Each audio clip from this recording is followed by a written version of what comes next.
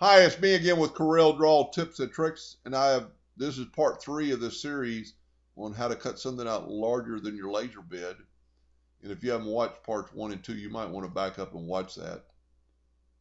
But I'm going to select both these. I'm going to hit Control D and make a duplicate. I'm going to nudge it over by hitting the arrow key over. I've got my nudge factor set on 30, or the nudge distance set on 42 inches. This is going to be our real copy. We can play with this one now.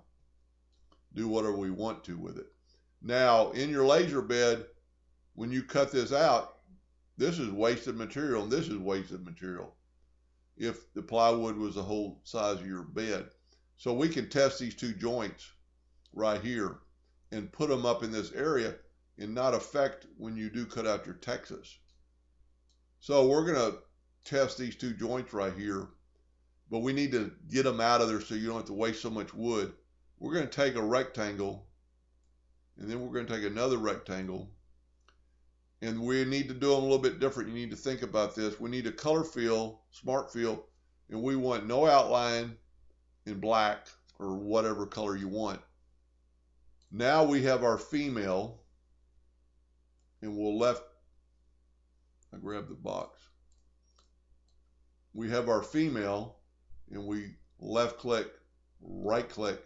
Now we have our female. You need to do the male a little bit different. The male, you need to smart fill this part.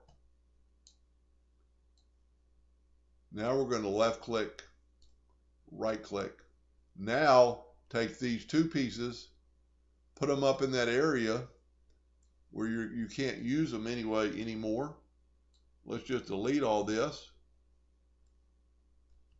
So you bring this into your laser bed, and you could actually make the rectangle smaller, but you're only using 3 inches of wood, and we could have made the rectangles quite a bit smaller. But that way, go out to your laser bed, and these were contoured 3/1000 of an inch different. So we're going to click on that, and well, they're really not going to go back together, but if we hit that node right there, you can see there's actually two lines there.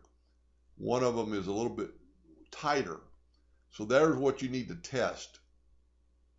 And if it's wrong, go back and, if it's too tight, then contour, 0.002.